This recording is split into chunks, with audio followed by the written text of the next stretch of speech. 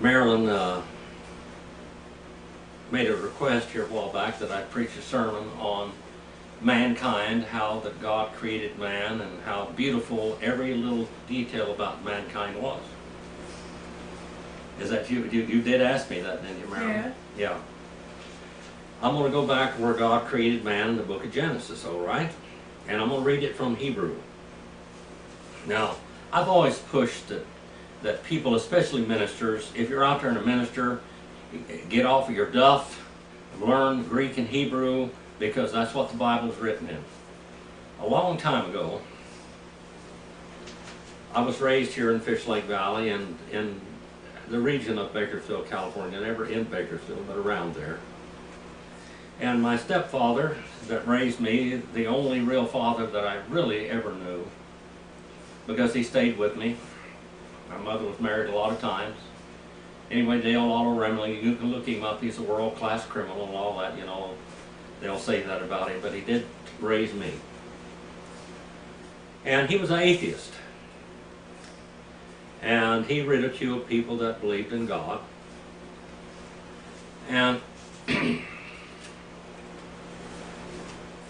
anyway, he was the only stability I had besides my grandmother in this world. He'd take me off and I'd work with him.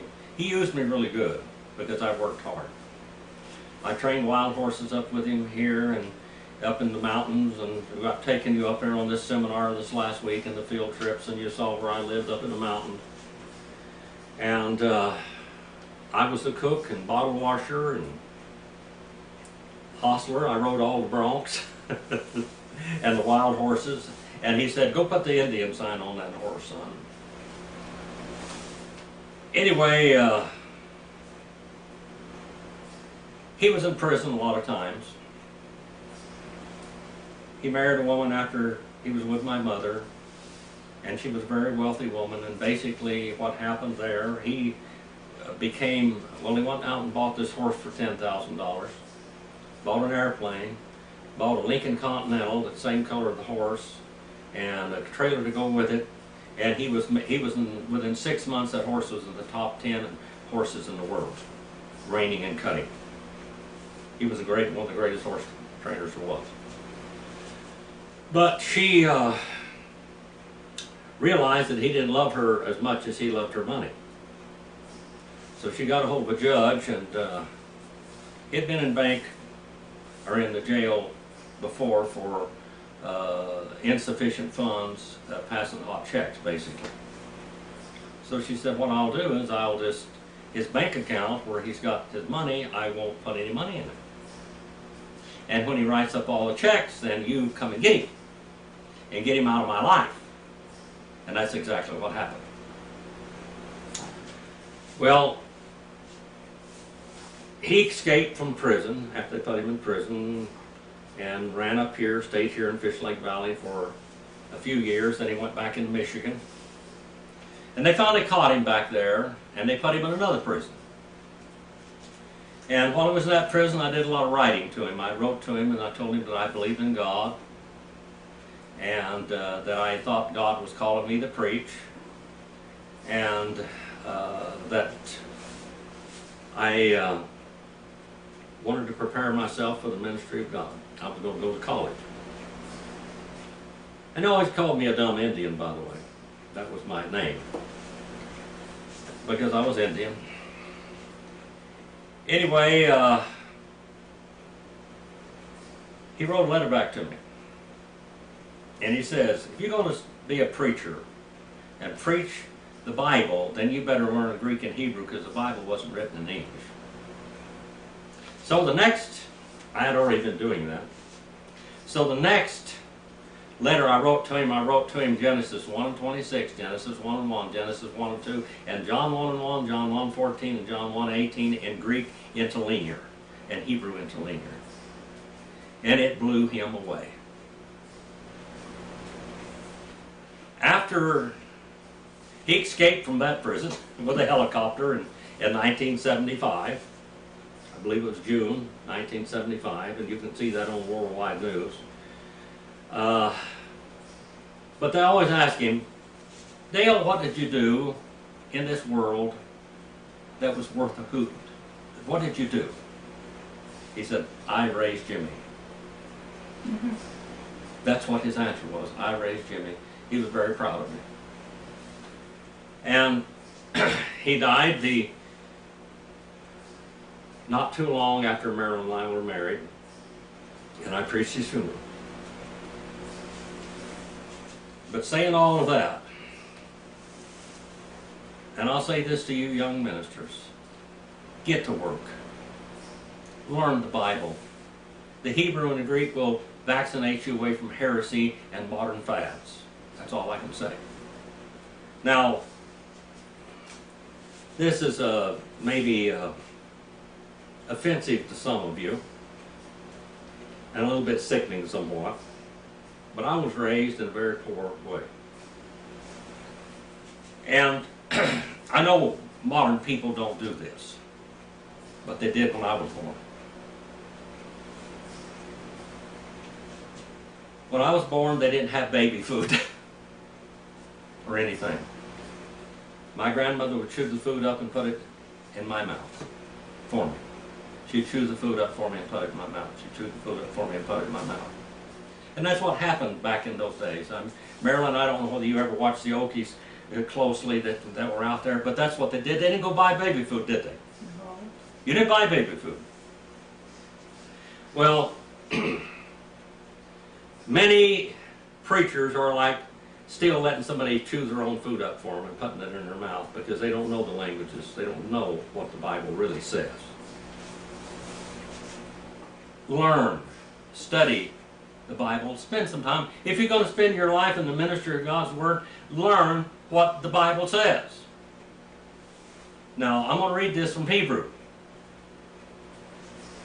So yes, you're not eating somebody's food that they chewed up for you already, okay? Learn this. Wayomer, Elohim, Na'aseh, Adam, Bet, Zamanu, Ked Matanu, We Yedu, Vidgat, Hayom,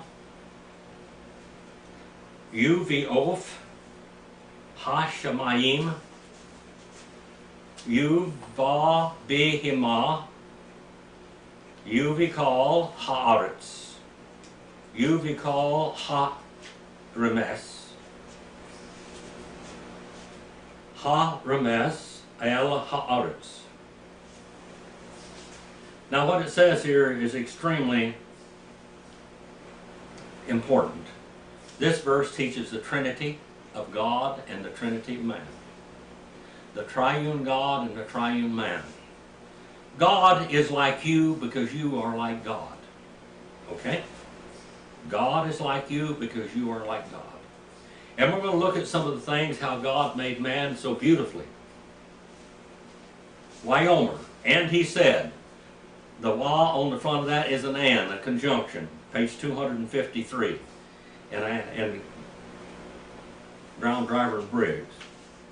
Elohim, here we teach the whole triune God. Elohim, this is a plural word, it's not singular, it's not dual, it's plural, and this is talking about the Father, the Son, and the Holy Spirit. Even in the Lakota language and the Lakota idea of God, after they were what we might call introduced to God, they called the Father Wakantanka. They called the Son Tankashila, and they called the Spirit of God Skantaku Skanskan. So this is the whole triune God that's talking about here. The triune God said, we shall make man for our own volition because we want to. Okay? First truck is cal, stem, first person construct, plural. And then we have here, we shall make man because of our own volition, because of our own selves. Adam here, Adam, Adam. The word Adam has the idea of blood in it. It comes from the root dam, okay? Adam. From our blood. We'll make Adam from our blood. And where did all the creation of God, where did everything come from? It didn't come up out of ex nihilo, did it? Out of nothing? It came from God. God is not nothing. God created everything. All in the material universe came from God. It came from the person of God. He spoke into existence. It came from His energy, His power. Beit Sta Manu. Beit Sta Manu means in our shadow casting likeness, in our footprint. In our shadow casting likeness, in our spiritual image. Man has spirit, doesn't he? The spirit of man comes from God. It is life. It is skantaku, skan. And in the Lakota, that means everything that moves. That means the life in a tree. That means the life in a plant, the life in a buffalo, the life in a deer, the life in an antelope, a wolf. Everything that has life in it comes from God. God places life in everything. And the life is in what? The blood. All these creatures have blood, don't they? Kedmatanu. In our shadow casting likeness, in our spiritual likeness. And then Kedmatanu. Do you see that word dam in the middle of that? That daleth and mem there? That's blood. In our blood flowing likeness and pattern. Now God created man. It said He created man in the translations from the dust of the ground, but it doesn't say that. It says from the same elements as the dust of the ground. Man is a primary creation of God. God created him from Himself as He created the dust of the ground, as the same way that He created the dust of the ground. Man is a primary creation of God. He's not created from something else. Woman is a secondary creation of God, not that she is less. But God had a plan for woman, because through woman would bring forth the Messiah, King of Israel and of the world in the end. God took woman from man before He sinned. If God had taken woman from man after He sinned, we'd have a real problem, because we couldn't have a Messiah. The sin nature comes through the man, through the blood.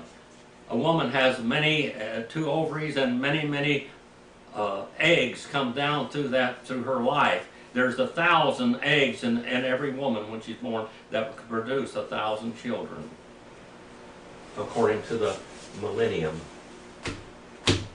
when she will. And probably Eve did produce 1,000 children. And our blood flowing likeness, our blood flowing pattern.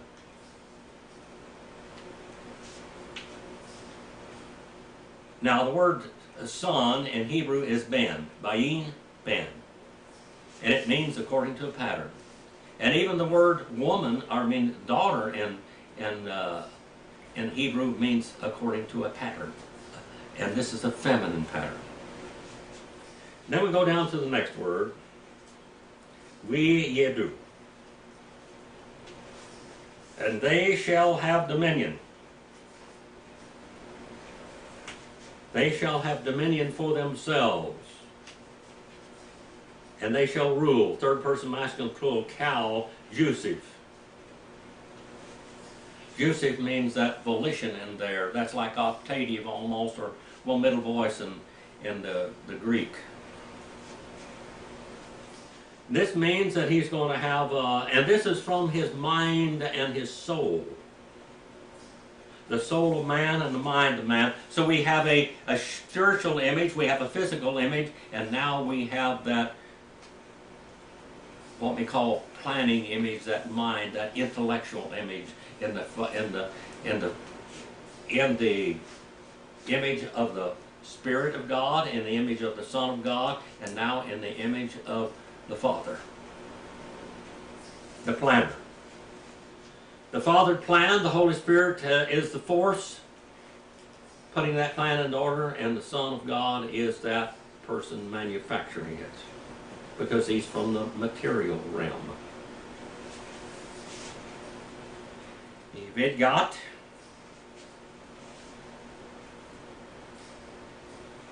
over the, this word here, God, that is that's fish. Let him have dominion, let him have spiritual dominion over all of the animals of the world. Let him have sovereign power over all of this. Sovereign guidance, sovereign love.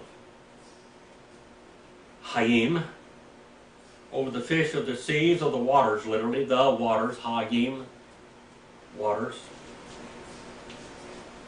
And then it says, Uv, and over the wing flappers, the Wombleys in the Hebrew, not Hebrew, but in the Lakota, wing flappers. Over all the wing flappers that belong to the heavens, their home is in the sky. And then it says, You va behemoth, and over the domesticated four-footed quadrupeds. And in all, you be called, and in all, you, and be, preposition, call all. And over all ha'aretz, over all the earth. And then you be called, and over all the small keepers, the harimis. The harimis are the creeping things. Over the ones creeping and crawling upon the earth. El ha'aretz. Haramis el ha'aretz. This verse proves the Trinity of God and the Trinity of man. People like to go through 1 John 5, 7 and 8 to prove the Trinity of God, but this is one of the greatest verses right here. Now, God created man. We talk about 5 senses, even 6 senses, don't we? Do we not? God created in man all of these senses, but they were somewhat diminished from God. God is omniscient, isn't he? Is God omniscient? Is God omniscient? Okay, now, God gave the gift of all of these senses to mankind. The body, if you go cut yourself, it repairs itself, doesn't it? It'll grow skin back on there. It'll cover it up. If you break a bone, if you put it in the right place, it'll grow back on it. How about if we could drive our cars down the road and we had a wreck and it would fix itself? If it knocked the transmission out, it would fix itself. Naturally, if we stay within the limits of man, or the limits of God, man has put a lot of limits on humankind that we have to pick up too much weight. I mean, back when I was working in the oil fields, they killed people. You may as well have been in Vietnam. They were killing people on those drilling rigs. Working out in the sun. I worked over there in Santa Arta when it was 128 degrees in the shade and we didn't have any. Working all night, cold at nighttime, and then burn up in the daytime when you're trying to sleep 12 hours a day. If you had to work over, that means 12 hours, 24 hours, 36 hours before you got off again if you got to go home at all. That's miserable. I'm telling you, I did it. It's not what the human body can stand, and it breaks you up. Then you become irreparable sometimes. But under normal conditions, mankind can repair itself from broken legs, etc. Broken fingers, just wrap it up together. Cut yourself, just clean it up a little bit, and then God has a self-repairing there. Now the senses of mankind are what? What a sight. Sight. You can see the splendor of God. The title of this message is The Splendor of God. The Splendor of God. I wrote a book, or not wrote a book, but I read a book a long time ago by a physician, and I believe he was a physician in England. And he went to medical school, and he was an atheist when he started going to medical school. He didn't believe in God. But as he studied the human body, he said, this is the greatest dynamic Bible in the world. This is the greatest Bible that ever was, the human body. Just study the human body. And he wrote a book about the splendor of God, about all how God created man.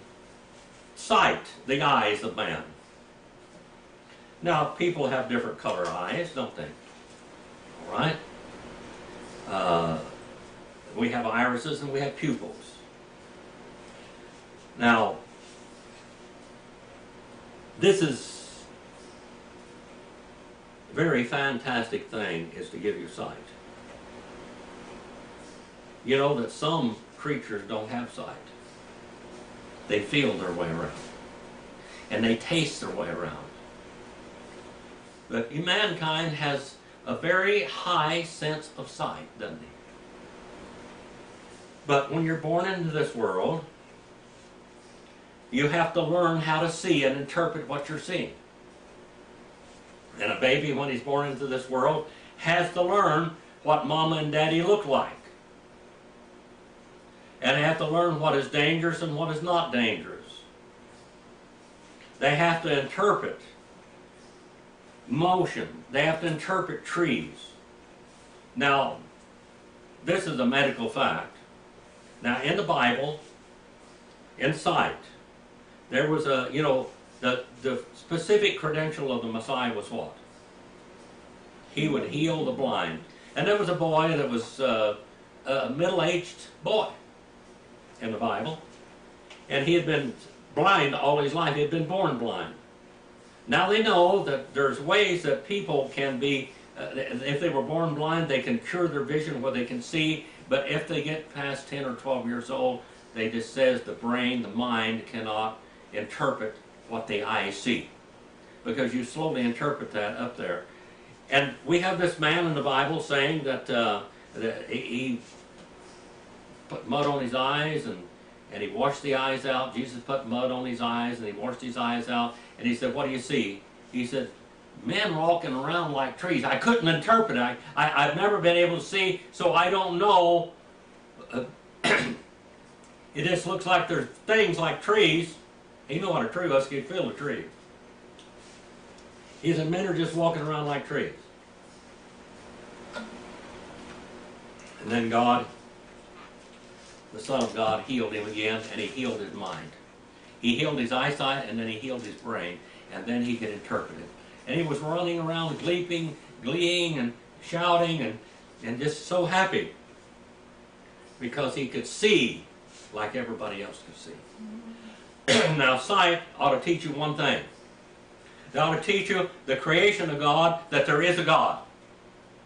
Every atheist is defying his God-given gift of sight by denying there is a God, because the creation of God is fantastic. Every animal, every rock, every tree, every blade of grass, all of the fruits that we have out here. I harvested 14 tomatoes this morning off a tomato plant.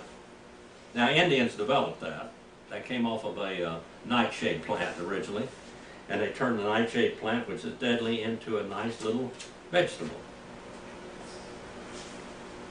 And we picked 14 of them today, and we had some with our eggs Benedict for breakfast, didn't we? These tomatoes. And you had blackberries off the blackberry bushes with your eggs Benedict. Pineapples. I had a pineapple with all of this.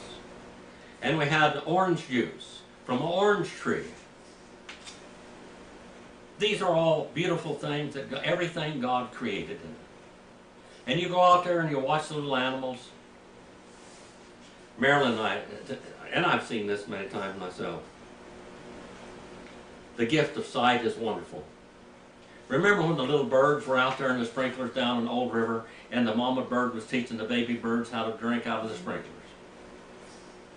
They teach them, they get them out, they get them flying around. And one time I caught a little baby blackbird. Remember that, Marilyn? Mm-hmm.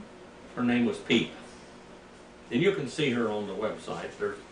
There's a picture of a Peep when I turned her loose to be free.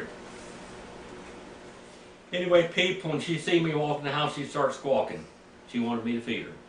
Finally, I took her outside so she could get used. She was in a bird cage. And then I took her outside and put her in a little cage out there so she could see the other blackbirds. Then one day, with great sadness, I opened the door to the pen and I let her out. And there's a picture of her flying up in the air really high. And she goes over and she stands on the fence. I rescued her when she was young. And Pete stayed around there and she had babies. She was a girl. And I was out in the yard one day and Pete kept flying by me and squeaking and go over there and sit in front of me. She'd come by and squeak and she wanted to, I need your help, is what she's saying. And out there in the bush was her baby. And she wanted me to save her baby, but before I could get to the baby, a cat got it and killed it. And that's the sad ending of that story. But she wanted me to save that baby like I saved her. She remembered that. Pete stayed around there for years.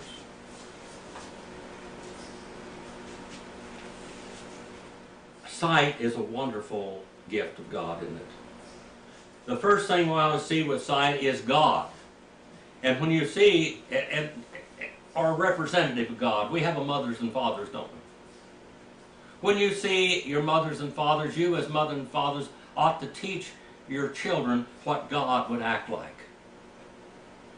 A mother and father are supposed to protect the child, and they're supposed to nourish and they're supposed to feed and they're supposed to love that, because you as parents are representatives of God. Your children will know God through your love and through your care. Is that true? Natural parents, normal parents love their children, will sacrifice their lives for it. So God so loved the world that He gave His only begotten Son, because a mother and a father should sacrifice their lives for the children if necessary in their lives. Smell. I'm looking here right now. I'm looking out the window, out into our front yard, and I promised Marilyn 6 years ago when we bought this place, we have a gate out there. I said on each side of that gate I'm going to plant tree roses. And I finally, this year, fulfilled that promise. I couldn't find any tree roses anywhere. I had to go to Bakersfield, on the outskirts of Bakersfield, to find them. And I brought 2 big, beautiful tree roses. Now those roses are beautiful. You can see with your sight. You can see how beautiful they are, Sharon. And then you went up there and you smelled of that aroma from that rose, which is so fantastic. It just fills the air. Sight and smell. You can smell danger. We were up in the mountains a couple of days ago, and sometimes a lot of electronic things don't work. Just put it that way. Sometimes switches don't work like they ought to. And we were up there by Cave Springs, and I was going to take them up and take a video of going up the hills, and it's pretty rocky and steep in it. Isn't it? And we got up there, and I pushed the 4-wheel drive button, and I made a run. I was going up slowly and going over these rocks and everything, and all of a sudden the pickup just quit. It was sitting there spinning, and you could smell the rubber burning. And Marilyn and Sharon said, "I smell rubber burning. I smell something burning. I smell something burning." And they were afraid. I said, "It's all right." So I backed up and took another shot at it. Well, it's supposed to be in a 4-wheel drive, and it wasn't, because the switch didn't fail to work that time. I went back there and I said, "Something's wrong here," because I've been going up and down this hill all this time. Went back there and I pushed the button this time, and I could hear it kick in. And then we just went right over that rocky place. It was no problem at all. But you could smell the rubber burning, and they were afraid because they could smell something's wrong. When you're in the house sometimes, many times down at an old river, I walked in the house and said, "What are you doing, Marilyn? What's going on here?" I wake up and the gas is on, and the light and the burner didn't light, and gas. The house is filled with gas. I opened up all the windows. Your sense of smell can save your life. Your sense of smell can just absolutely thrill you. Can it? With the aroma of trees. How about, have you ever been in an orange grove? The orange blossoms, and the lemon trees, and the grapefruit trees. and the almond trees, the almond blossoms, the smells of nature that God has created ought to point you to God.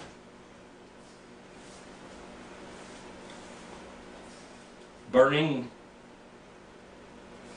one of the worst things you can possibly do is boil eggs and let the thing just completely boil and boil and boil and boil and boil until the eggs explode and the house is filled with this sulfur smell. Couldn't have done that.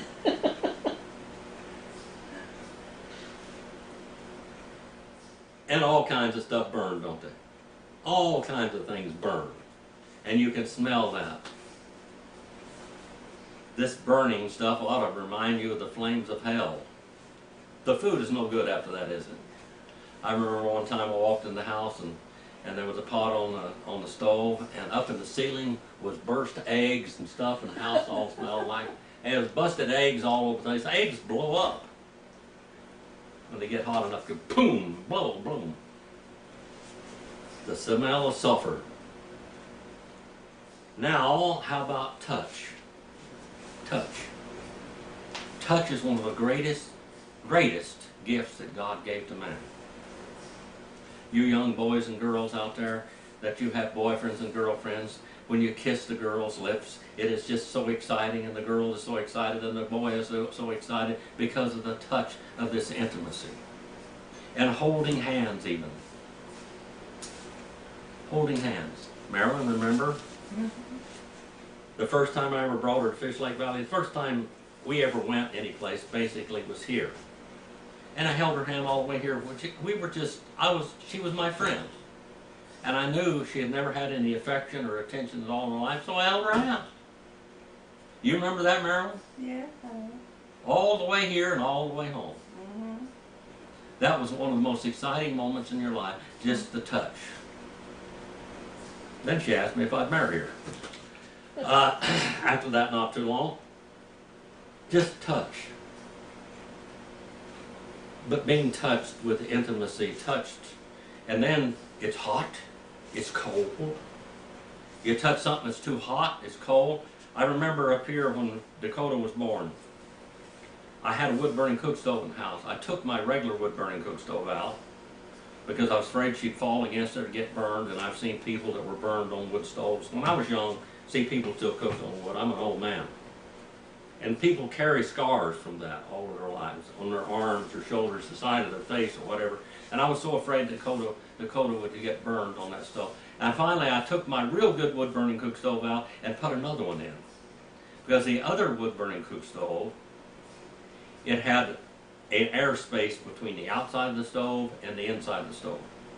In other words, it was safer. The other one, the firebox was here and the outside of the firebox was right there. In this new stove, the firebox was here and there's an airspace and outside. It was still hot, and I would take Dakota's hand up there and I'd put it up there and she would be pulling away because she'd be able to heat from it. I said, don't touch it, don't touch it, don't touch it. There's a movie, A Christmas Story. This boy goes out and they dare him to put his tongue on a flagpole. And it's below freezing. And he's sticking there, ah! You know, it's already cold. They should have known it's cold. And don't do that. Your tongue's got water on it and it will freeze. And hot. Fire burns you. Don't touch anything hot. Touch is a very important thing. By touch you can feel. My sense of touch was very good. I could feel, I did a lot of artwork and I could feel the slightest flaw in anything. And when I was a mechanic and teaching mechanics, I could feel it. And of course with my sight, I could see things very well. We have magnified glasses so you can see at a higher image, etc. So we've got sight, eye. We have a sense of smell. We have a sense of touch. And what else? Sense of taste. Taste. Now, taste is a very important thing. Marilyn, I can smell like a coon dog, can I? Mm-hmm. I mean, I've got a sense of smell that is very, very advanced or educated. And my sense of taste is the same way. Isn't it? Mm-hmm. I went to the Miss Paul Hotel yesterday. We went over and had lunch on our little field trip, road trip, and I brought water in. And Sharon says, "Don't you like the water?" I said, "No, I don't like it. I can't stand it." When you got a good sense of taste, you don't want to taste bad water. The water down there in Old River where we live down there, we have to buy bottled water. And some bottled water tastes different too, doesn't it? There's different kinds of water. Yeah, absolutely. Now that water down there is horrible. I'll forget every now and then. We can drink the water here. This water here is wonderful. And it tastes wonderful. It's so sweet and just soft and everything. And I go down there and I start to drink when I'm brushing my teeth or something. I'll put the glass in there to wash my mouth out, and boy, I mean, it just instantly shocks me. Just like, ugh, yuck. Tastes like a cesspool to me. Terrible taste. There's wonderful flavors. When I cooked breakfast today, I made the hollandaise sauce with lemon in it, and just to try to get the right amount of lemon where it was not too strong. And we had, instead of English muffins, we had Pyrenees sourdough bread. And I tried to make that, and I toasted that and put butter on that. And butters taste different, don't they? Some butter just tastes like lard. And another butter will taste very good. So I like to have challenged butter. That's really good. And I like the taste of that, so I put that on there. And I used challenged butter when I made the hollandaise sauce, so it would taste very good. And you taste strawberries, and you taste the blackberries, and you taste the pineapples. And Marilyn loves Mexican food. So I made a great big Mexican dinner while I was up here. We had, I had made refried beans, and I made fried rice, and enchiladas, and everything in the enchiladas, everything, the olives, the onions, everything had to be good. If I buy an onion, I want it to be an onion like you can eat it like an apple. That's what I like, if I can get it. We grew onions down there right next to our farm down there, and I went out. Marilyn said, "Go get some of those onions over there." People go between people's fields and they glean a little bit like that. I went on over there and gleaned 2 or 3 or half a bag full of those onions. We brought them in the house, and they were inedible. They were onions only for dehydrating. They were really strong and hot. You don't want that kind of onion. And by the way, when you're growing onions, you have to give them plenty of water. If you don't give them plenty of water, they'll get hot and strong. All these things, the olives, we have olive trees down there. I think we got 4 olive trees. And the olive trees, you can't eat the olives when you take them off the tree. You have to take them, and what you do, or what we did, we used lye. And you put lye in the water, and you put the olives there, and you leave them sit there for a while until the lye goes all the way down to the seed. And you take them and you cut them, and you taste it with your tongue, don't you? And then you start washing them and rinsing out the lye. And the lye, you do again, you cut the olive, and you see where you taste it until the taste is gone. That taste, stingy taste is gone. Taste is very important. Maryland and Dakota, we have cooked a lot of food sometime, and Marilyn will say, "Jim, come over here and smell of this, taste of this, see if it's good still. You know, Dad, taste of this and see if it's good." Sense of smell and taste are very important for preservation, isn't it? You don't want to go out and eat something rotten. I make jerky, and I try to make it tasteful. But one of the things that you really do with jerky is you make it to where it won't spoil. If you pick up jerky and it's got a rancid taste to it, you don't want to eat that. What other? Hearing. Hearing. Hearing, a sense of hearing. Now, a lot of people are born blind, deaf, and they can't speak. Helen Keller was one of those. And by the way, after they got to where she could communicate, and she did, I've seen her speaking and signing on videos of her when she was alive. And they asked her one time, let us tell you about God. And she said, I know about God. Why does she know about God?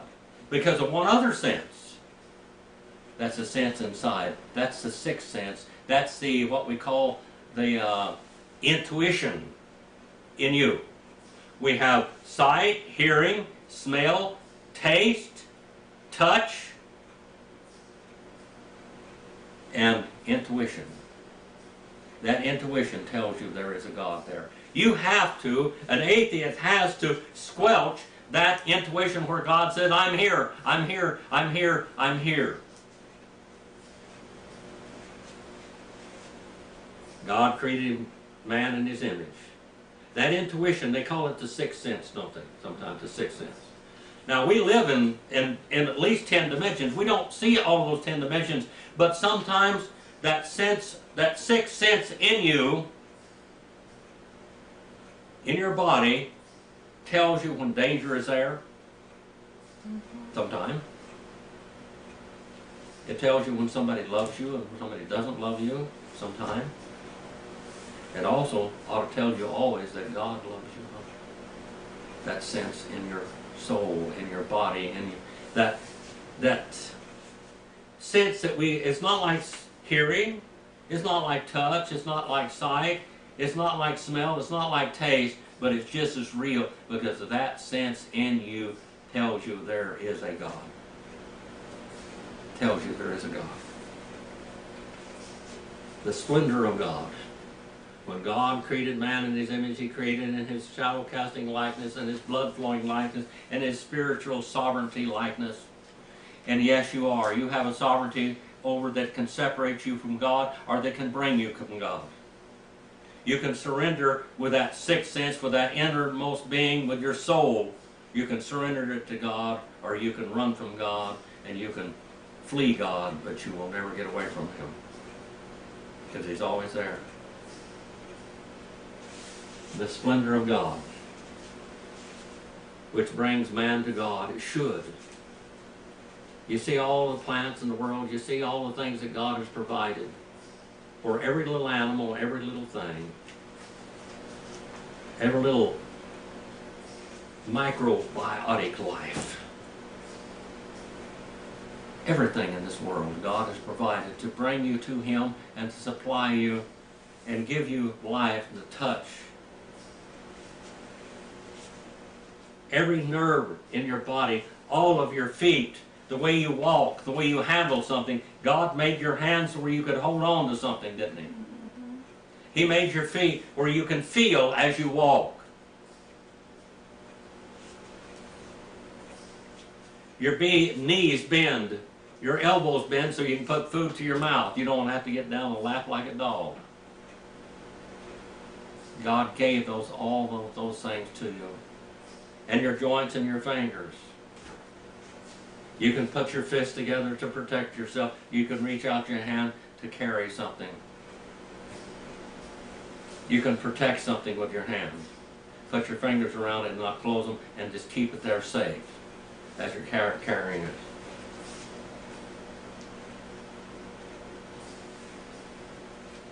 I remember something we used to do up here in another little primitive communities. They had a sense of humor.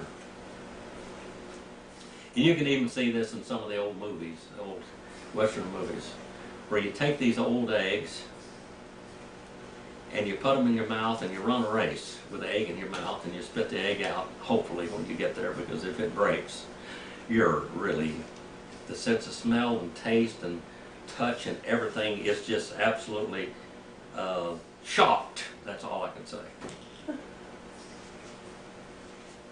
It doesn't taste like cherries jubilee or a banana or something. Tastes like rotten.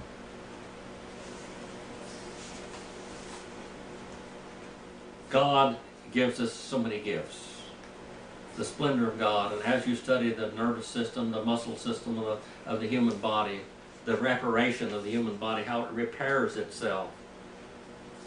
Your food, you can eat food, you chew food with your teeth. You get to smell it, you get to taste it, you get to touch it sometimes. And you smell this food. I make this bread, and the bread smells so good when it's cooking, doesn't it?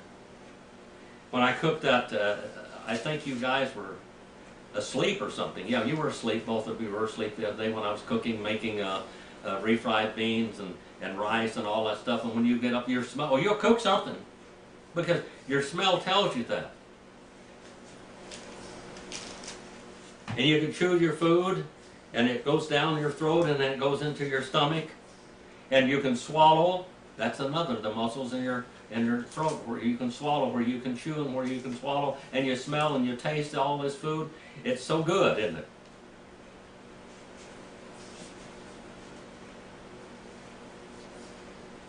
And you digest it, and what does it do? It gives you energy. Energy. I remember studying in a classroom with Dr. Carl E. Farrar. He said, I had a piece of toast and an egg and a glass of milk this morning. And they give me enough energy in that little thing there to teach these classes all day for 4 hours. He would be teaching, 4 straight hours.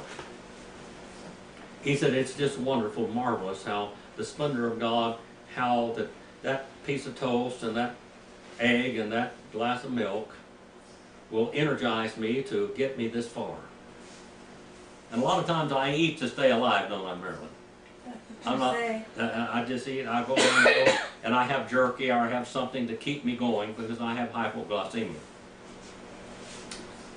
And so I'll eat a little bit, going, and I can go all time for days just eating snacks like that. But it digests, and you have your liver, you have your heart, you have your lungs where you can breathe air, and you can smell whether the air is good or bad. Catch you. If you smell something, you want to get away from it if it's offensive. You can tune up your taste, and you can tune up your hearing, and you can tune up your sight, and you can tune up your smell to some extent. There are wine tasters, aren't there? Very highly educated wine tasters that can taste wine and tell you what's in it, where it came from, all of that, because they have the educated taste and smell. This is all a gift of God. These are all gifts of God, all the splendor of God in His creation, and we should appreciate what we have in all of those forms. You breathe in oxygen, you exhale hydrocarbon, carbon monoxide. The plants out there, they take in carbon monoxide and produce oxygen. Isn't that something? The splendor of God. What one thing needs, the other thing. This thing needs this, and it produces something that we need. We need something, or we exhale or get rid of something, and that plant needs it. Fertilizer.